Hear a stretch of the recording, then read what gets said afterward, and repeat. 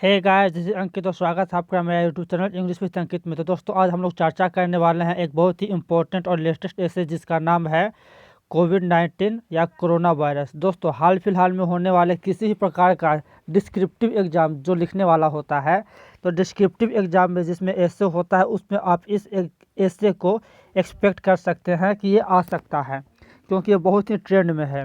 तो चलिए बिना देर किए शुरू करते हैं। बहुत ही इंपॉर्टेंट ऐसे है, थोड़ा ध्यान से समझिएगा। Corona virus is a type of virus. Corona virus एक प्रकार का वायरस है which is called a newly infectious disease, जिसके कारण एक नया इन्फेक्शन होने वाला इन्फेक्शियस संक्रमित बीमारी होता है जिसका नाम है कोविड-19। तो ध्यान दीजिए, कोरोना वायरस एक वायरस है जिसके वजह से कोविड-19 नाम का बीमारी होता है, और नए प्रकार का बीमारी है, इन्फेक्शन से फैलने वाला है, छूने से फैलने वाला है। The source of this virus is Wuhan city of China. इस वायरस का सोर्स यानी स्रोत कहाँ से ये उद्गम हुआ है, तो चाइना का वुहान शहर से हुआ है।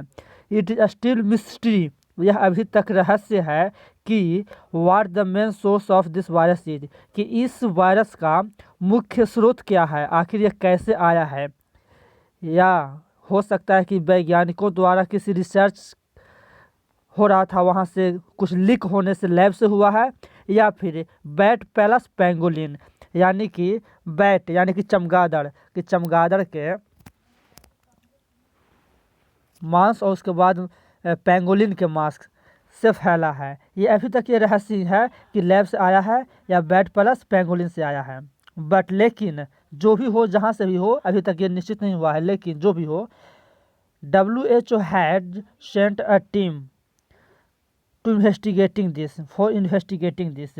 WHO ने यानी वर्ल्ड हेल्थ ऑर्गेनाइजेशन यानी विश्व स्वास्थ्य संगठन, दोस्तों वर्ल्ड हेल्थ ऑर्गेनाइजेशन यानी कि विश्व स्वास्थ्य संगठन, जिसका मुख्यालय स्विट्जरलैंड के एक शहर जेनेवा में है, तो उसने WHO ने एक टीम भेजा है इसको इन्वेस्टिगेट करने के लिए, इसको जांच पड़ताल करने के लिए।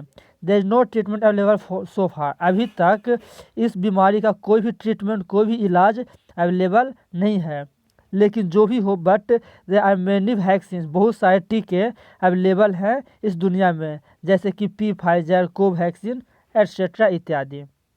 आगे देखिए, मोस्ट पीपुल, ज़्यादातर लोग जो कि कोविड-19 से इन्फेक्टेड होते हैं, संक्रमित होते हैं, वे ज़्यादातर लोग experience mild to moderate illness. वो छोटे छोटे से लेकर के हल्का फुल्का से लेकर के ज़्यादा गंभीर बीमारी एक्सपीरियंस करते हैं, महसूस करते हैं, और अगर होने वाले होते हैं तो रिकवर हो जाते हैं विथआउट रिक्वायरिंग स्पेशल ट्रीटमेंट। वो बगैर किसी खास ट्रीटमेंट के, बगैर किसी खास इलाज के ज़रूरत के बगैर ही वो रिकवर हो जाते हैं, ठीक हो जाते हैं, यानी कि उनको ज़्यादा इलाज की आवश्यकता नहीं है, थोड़ा बहुत इलाज से ही ठीक हो जाते हैं।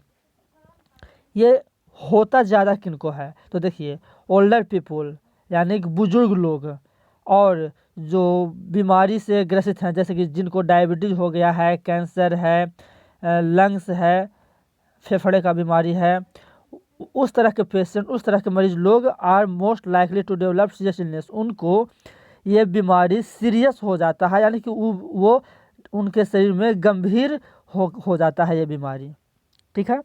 द कोविड-19 वायरस जो है, यहाँ पे कोरोना वायरस होना चाहिए, तो कोरोना वायरस स्प्रेड्स प्राइमरीली, मुख्य रूप से कैसे फैलता है, तो थ्रू ड्रॉपलेट्स ऑफ सलाइवा, यानी लार होता है। ठीक है, इसको कह सकते हैं ड्रॉपलेट्स ऑफ सलाइवा यानी कि लार से, या फिर डिस्चार्ज फ्रॉम द नोज, या फिर जब कोई व्यक्ति when an infected person coughs और स्नीज, या फिर जब कोई इन्फेक्टेड यानी कोई संक्रमक व्यक्ति जिनको कोविड-19 पहले से हो चुका है, वो व्यक्ति जब खांसता है, कफ मतलब खांसता है, या फिर स्नीज छींकता है, तो उसके नाक से जो भी कीटाणु, जो भी वायरस विषाणु आते हैं, उससे ये फैलता है। ठीक है।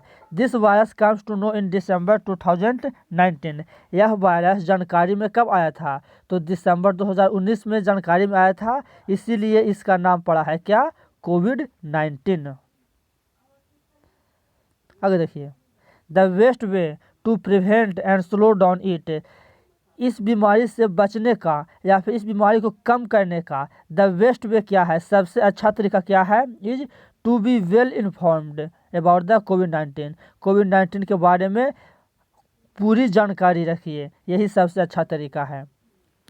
और सिर्फ जानकारी रखने से नहीं होगा, और क्या करना है, we should protect our self, हम लोगों को अपने आप को प्रोटेक्ट करना चाहिए, सुरक्षित करना चाहिए, एंड और अदर्स, और दूसरों को भी सुरक्षित करना चाहिए, फ्रॉम इन्फेक्शन से अपनों को भी और दूसरों को भी सुरक्षित रखना चाहिए। अब वो कैसे सुरक्षित रख सकते हैं, तो अपने हैंड को धो करके या फिर अपने हैंड को बार बार सैनिटाइज करके, सैनिटाइजर मार्केट में है, उसको बार बार आप धोते रहिए, सैनिटाइज करते रहिए, ताकि विषाणु आपके आसपास ना आ सके।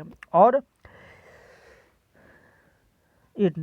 फ्रिक्वेंटली, बार बार, जल्दी जल्दी, and not touching our face, और क्या करना है कि अपने फेस को ज़्यादा बार बार टच नहीं करना है, छूना नहीं है, नहीं तो हमारा वायरस अंदर जाने का ज़्यादा खतरा बढ़ जाता है। और क्या करना है, यूजिंग मास्क इज इसेंशियल, और मास्क का प्रयोग तो इसेंशियल हो गया है, अति आवश्यक हो गया है, ये बात ध्यान रखना है।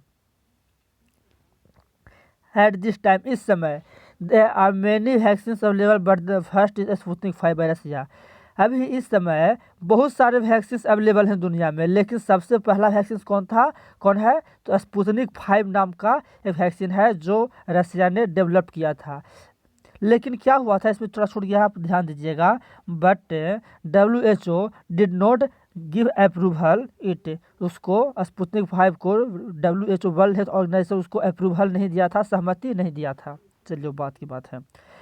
सीरम इंस्टीट्यूट इन पुणे, महाराष्ट्र, देखिए सीरम इंस्टीट्यूट जो महाराष्ट्र हमारे देश में, इंडिया में महाराष्ट्र है, तो महाराष्ट्र में एक शहर है पुणे, तो पुणे में एक सीरम इंस्टीट्यूट है, वो जो है इज वैक्सीन हब, वो वैक्सीन का हब है, यानी कि अड्डा है, खूब सारे वैक्सीन बनते हैं।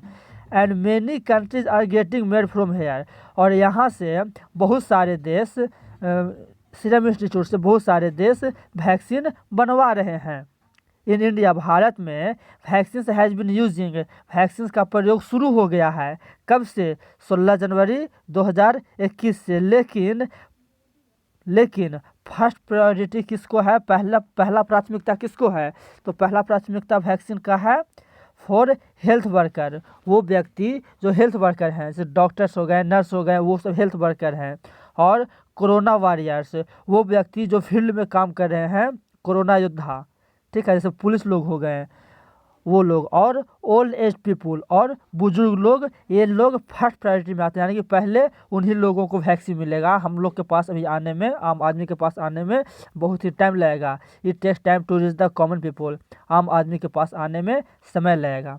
तो दोस्तों, ये था कोरोना वायरस पे एक बहुत ही सुंदर और अच्छा लजीज टाइप का एसे, आप लोग इसको याद कर लीजिएगा। और इस बार एग्ज़ाम होने वाला बिहार बोर्ड का है, 12th का और 10th का दोनों का, इसमें इस एसे का आने का बहुत ज़्यादा चांस बना हुआ है, तो आप लोग अच्छे से इसको याद कर लीजिएगा। आप लोग स्क्रीनशॉट लेना चाहें तो ले सकते हैं। 1 2, यहाँ से आ जाइए, 3 4, चलिए इतना स्क्रीनशॉट ले लीजिए और अपने नोटबुक में इसको नोट कर लीजिए और अच्छे से इसको याद कर लीजिएगा। Thank you.